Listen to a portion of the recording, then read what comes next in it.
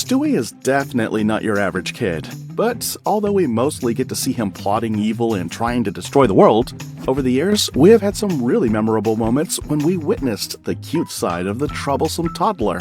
Here are some of Stewie Griffin's best moments ever. In the episode Total Recall, the company responsible for making Stewie's favorite toy, Rupert, New England Toy Company, puts out a statement recalling all its stuffed bears. Oh my god, that's the same teddy bear Stewie has. We gotta send that thing back right away. Without informing Stewie of her decision, Lois sends Rupert away. And when the toddler finds out that Rupert's missing, he is left completely stunned. Rupert? Hey, what's going on? Brian, I can't find Rupert anywhere. Have you seen him? I can't say for sure if Stewie expected Rupert to respond to his calls, but then again, you never know with Stewie.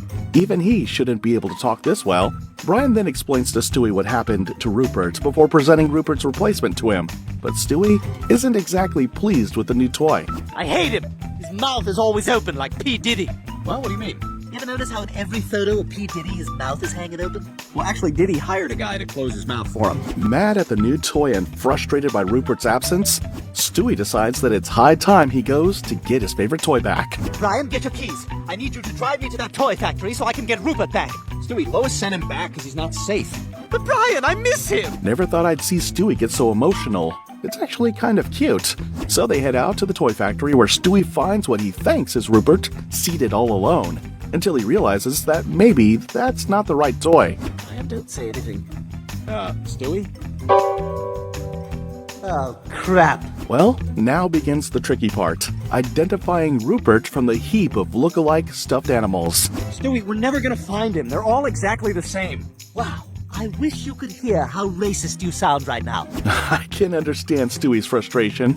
After hours of searching, even Stewie becomes exhausted by their almost impossible quest. Stewie. You don't have to say it, Brian. I know.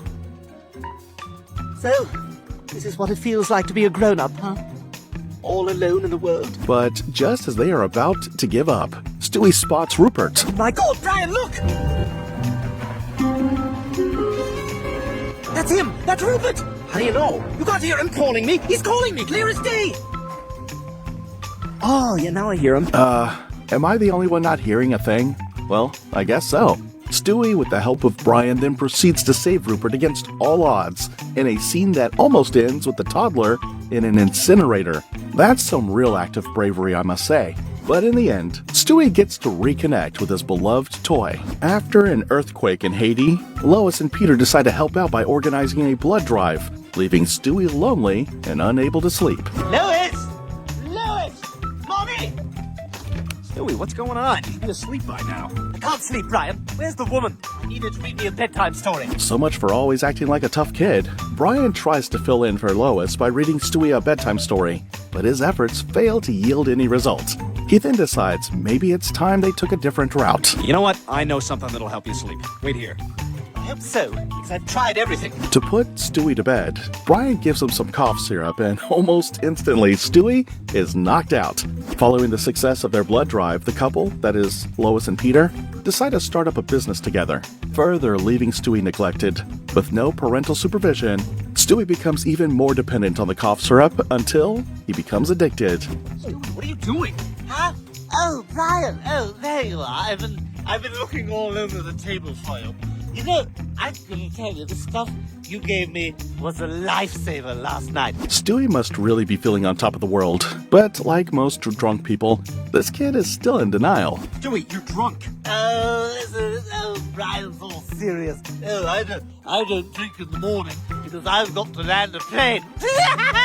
He might be wasted, but he sure does look a lot happier than his usual self. Can I leave now? No, Brian, no, you can't. Brian, I need your help. I've made a series of small poops in my bath, and I need you to scoop them out with this fish net. At this point, I'm starting to think that maybe drunk Stewie is the best Stewie.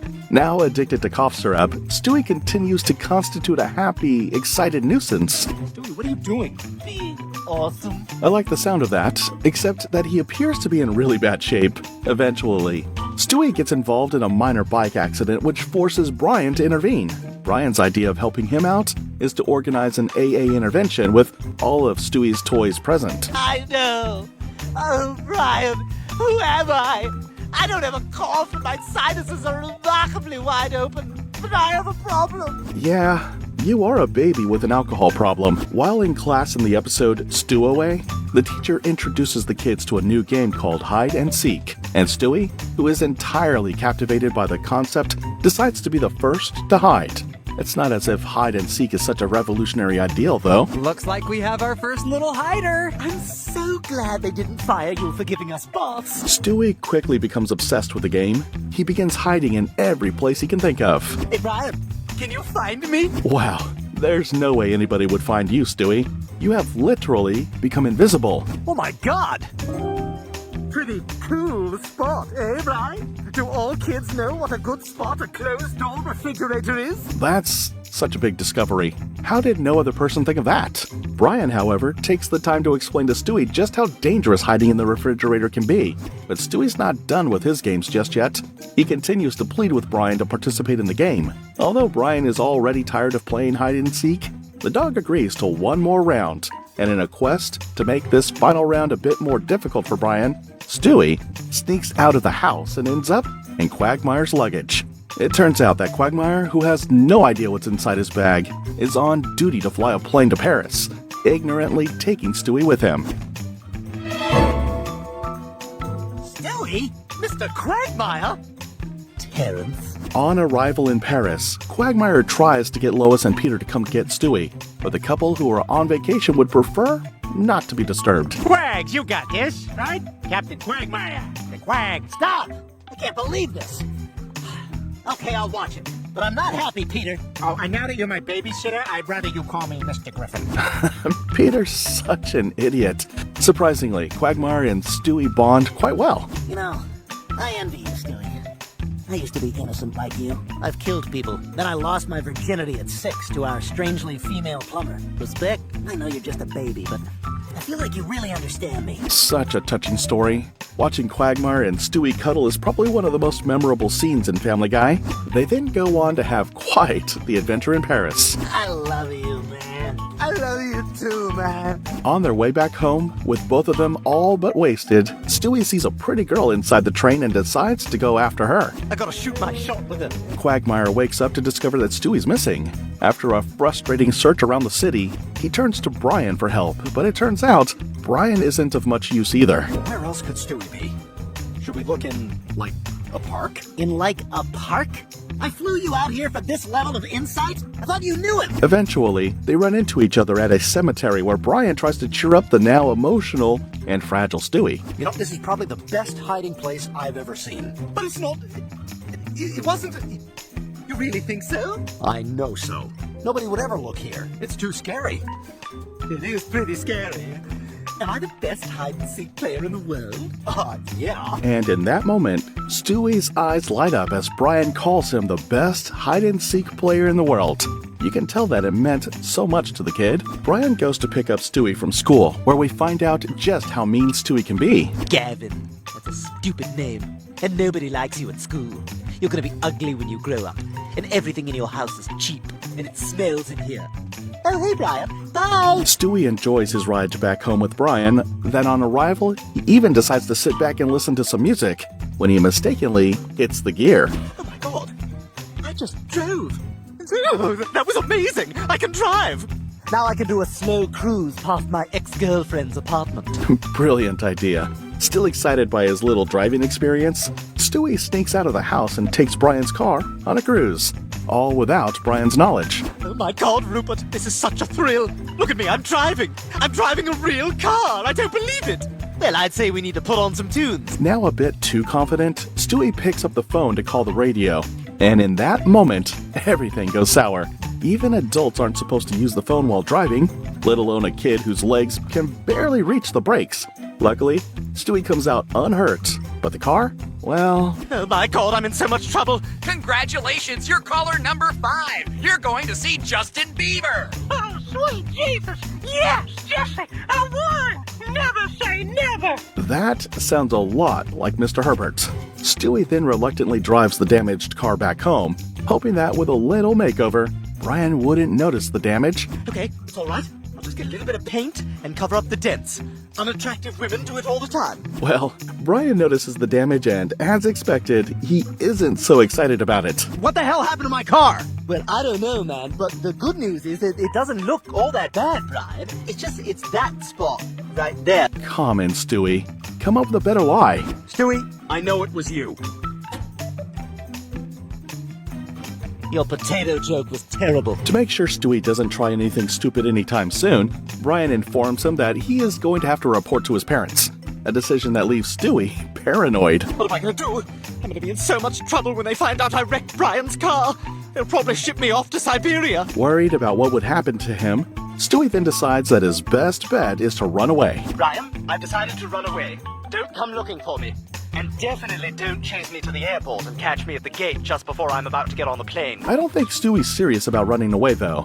So, instead of getting on the bus headed to the airport, Stewie gets on the wrong bus and finds himself in a strange neighborhood. Fortunately for him, his former nanny, Consuela, finds and takes him to her house, even though she doesn't recognize him, using his nose, which is probably the most reliable tracking device in the world. Brian traces Stewie to Consuela's house. No, I'm not going back. I can't. They're going to be mad at me.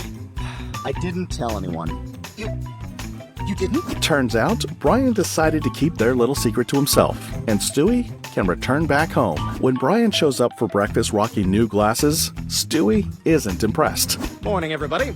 And the crisis continues. Oh, what, these? Come on. Last thing I want is attention. That's a great way to avoid attention, Brian. Refusing to be bothered by Stewie's obvious disapproval of his new fashion style, Brian continues to wear the glasses. Still sticking with the glasses, huh? What? Oh, right, I have glasses. They're such a part of me now, I forgot all about them. You're gross. Yep, it's clear that Stewie's jealous. When Brian uses his newfound charm to woo women, Stewie decides that it's high time he puts an end to this shenanigan. That's it. I'm putting an end to this. I'm going to destroy those glasses if it's the last thing I do. As part of his evil plot, Stewie takes Brian to the spa and convinces him to keep his glasses in the locker. Unknown to him, Chris is in on the plan to destroy it. Come on, Chris, don't let me down. But if you thought Chris was smart enough to execute such a basic task, then think again. Don't worry, Stewie.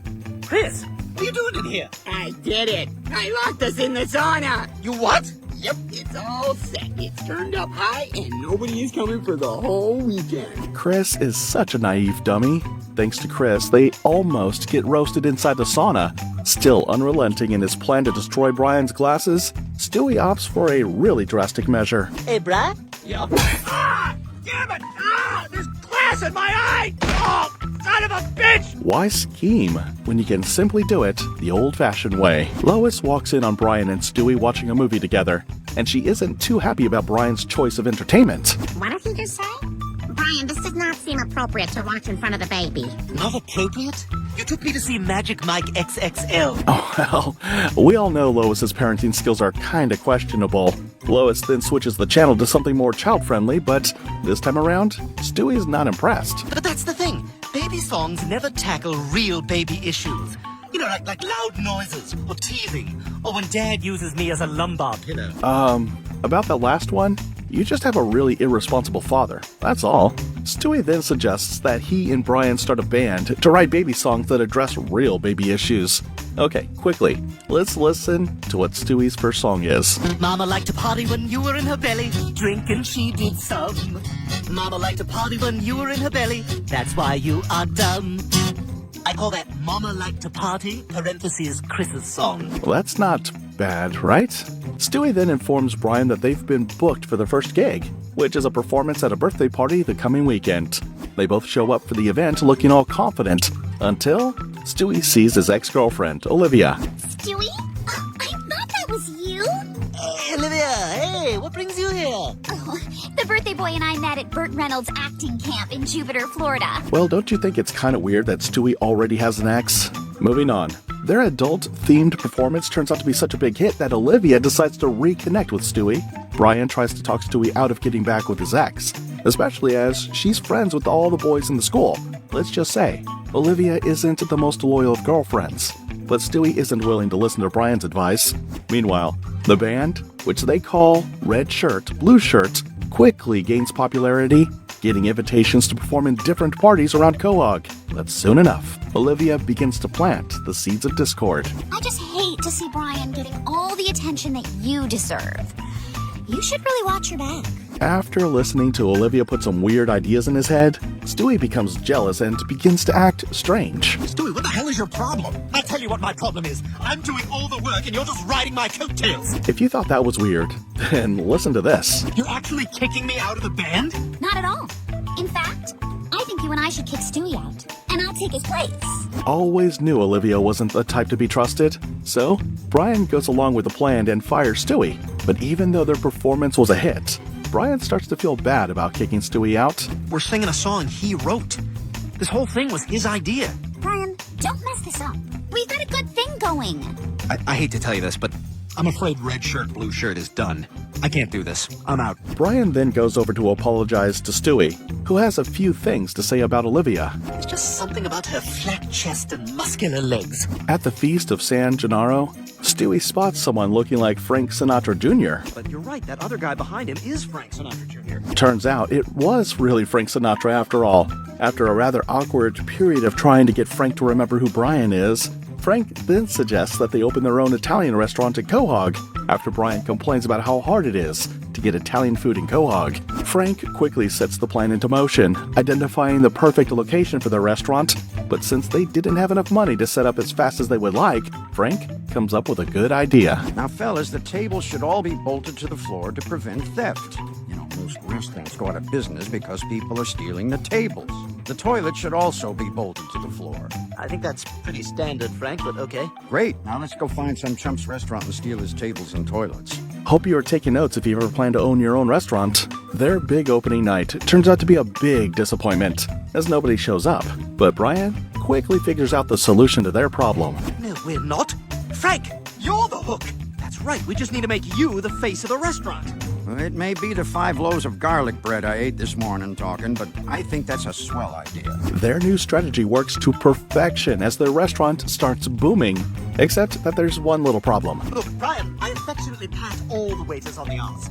And if anyone has a problem with it, they should come to me directly. Yeah, that's the problem. But that's not what I was talking about. I've been going through our receipts, and we're actually losing money. Yeah, that's it. Having identified the problems, they go on to confront Frank. Anyway, the restaurant's gonna go under if you keep giving away food. All right, all right. Thank you, Frank. I appreciate you trying it my way. When things appear not to be changing, the little man grabs the bull by the horn and sets the record straight. Okay, everyone, new policy. As is the case with many restaurants, you're going to have to pay for your food.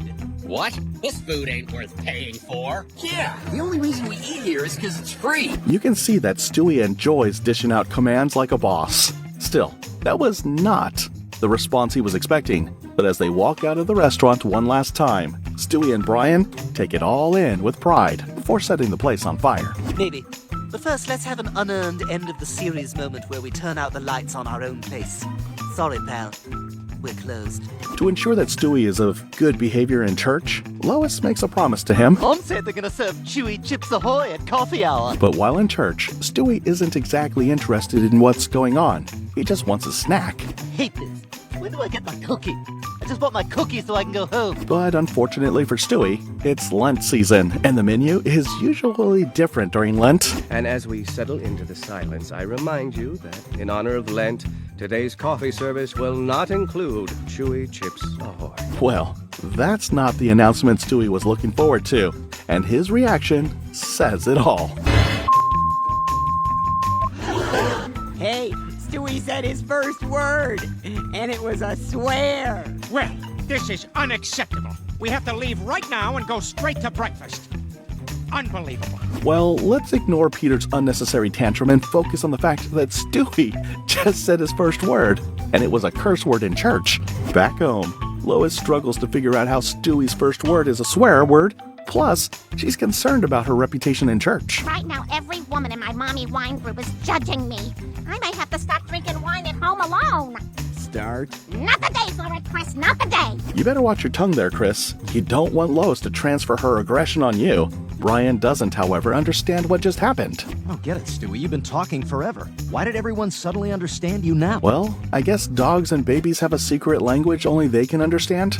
We later find out that Lois was right about the women in her club. Sorry, but we can't have Stewie here. What with his profanity and all, I don't think Stewie would be a good influence on the other children. It's a little bit about him swearing, but mostly about you as a parent. Back at home, Lois institutes a full-time television censorship. Brian, shut up the television. It's ruined my baby. What are you talking about? Stewie obviously learned to swear from some TV show. Well, then that little French-Canadian weirdo is the potty mouth.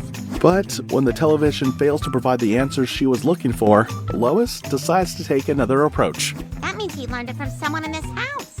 Okay. And I will find out who. I'm gonna set a trap and lure the swearer into revealing himself.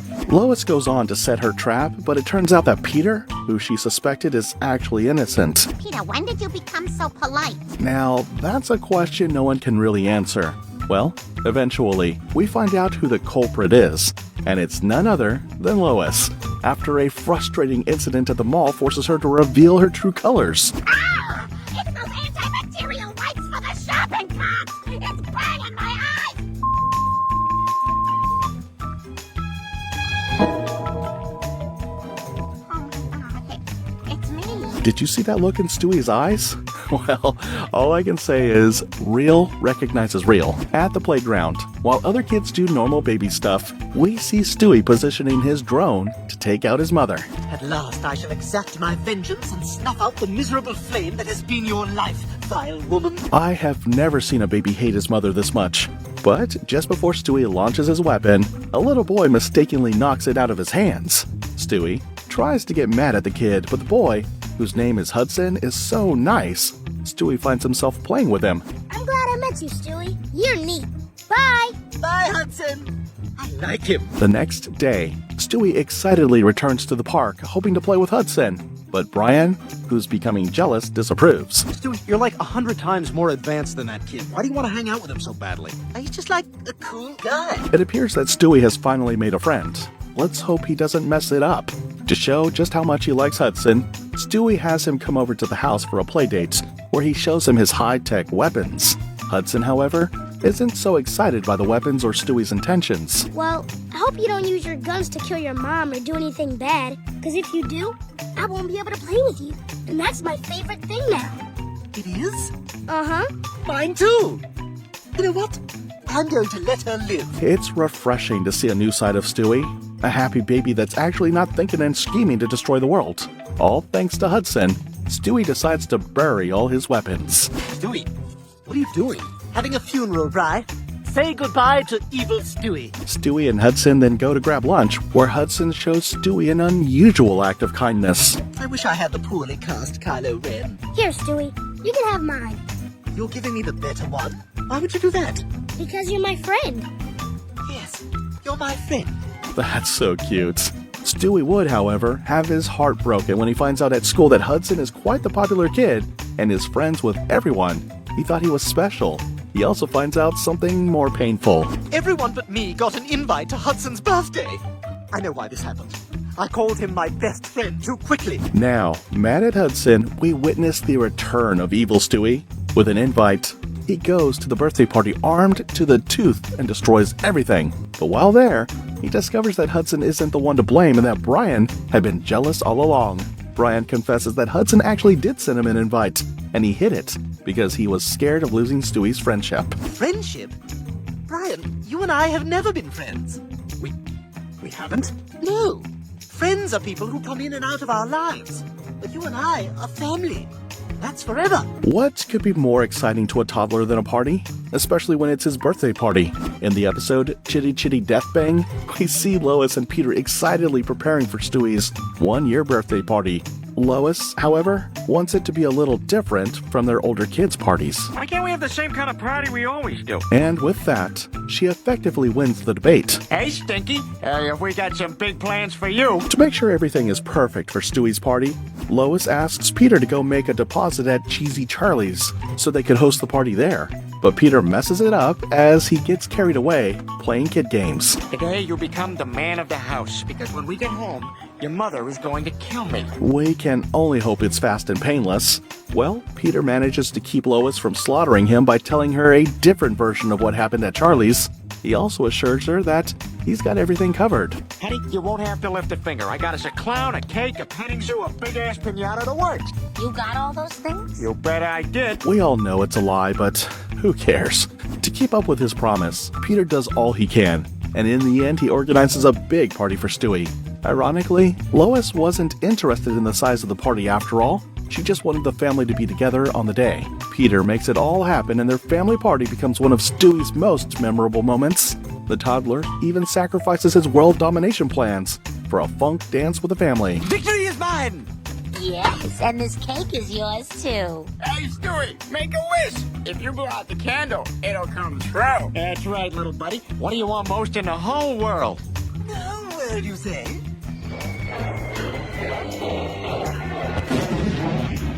Oh, what the hell? Well, that's it for today. Hope you enjoyed the video. Drop a comment below telling us your favorite episode.